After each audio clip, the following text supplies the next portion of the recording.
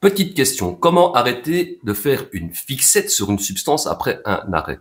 Alors quand tu parles de faire une fixette, c'est en fait parler de faire une crise d'envie, avoir du craving. Et voilà, c'est une question de trouver des petites stratégies. Et donc là, tout de suite, maintenant, je vais donc partager quelques-unes des miennes. Bonne idée, c'est de modifier son lieu de vie, bouger ses meubles. Parce que souvent, soit on a l'habitude de consommer chez soi à la maison, soit on se retrouve en descente chez soi à la maison. Et le but principal donc de modifier son lieu de vie, bouger ses meubles, c'est d'éviter de se retrouver dans les mêmes positions qu'avant. Je l'ai fait et je te garantis que c'est très très très efficace. Une bonne idée aussi, c'est de trouver une occupation qui va apporter plaisir, satisfaction et qui va occuper l'esprit et le corps ou les mains, enfin c'est égal quoi. Exemple concret, je discutais justement un jour avec un gars de stratégie anti-craving et lui m'expliquait qu'il faisait de la broderie.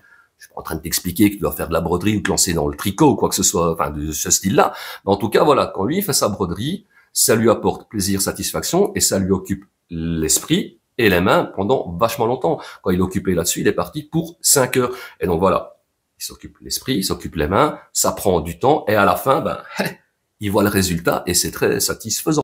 Moi, au début, j'étais à fond dans le rangement, le nettoyage.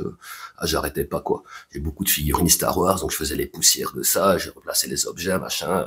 Voilà, bon, je suis un petit peu un fan du rangement et du nettoyage, j'avoue. Mais en tout cas, voilà.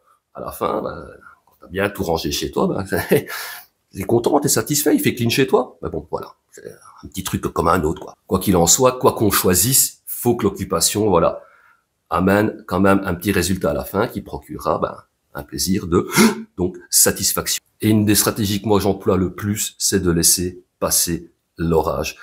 Une crise d'envie dure en moyenne 10 minutes. J'ai ça vraiment bien là dans ma tête, donc quand ça m'arrive, je me dis, bon, tu sais quoi, on va trouver un petit truc à faire, là, vite fait, et on va attendre 10 minutes, un petit quart d'heure, ça va passer. Quoi qu'il en soit, ça passe toujours. Et je trouve que se dire ça, que ça va donc finir par passer, c'est un côté rassurant, et puis voilà, quoi. Un chouette conseil que j'ai reçu d'une psy pendant mon hospitalisation, c'est de ne jamais avoir faim, ne jamais avoir soif. Elle nous a dit, quand on arrête de consommer de la drogue ou de l'alcool, faut jamais avoir faim, faut jamais avoir soif.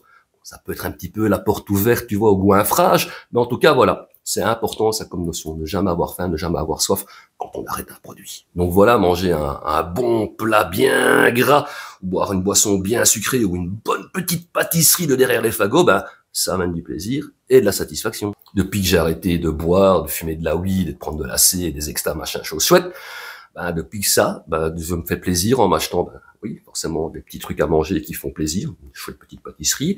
Aujourd'hui, j'en me suis encore acheté des choux à la crème, miam, miam, miam. Mais sinon aussi, je m'achète des trucs, des boissons qui sortent un petit peu de l'ordinaire, style des Fanta fraises, ananas, fruits des bois, coca vanille, coca cerise, ou pendant tout un temps, je carburais les trucs, ça s'appelle des Calypso, là, tu vois, les grandes bouteilles en verre, plein de sucre.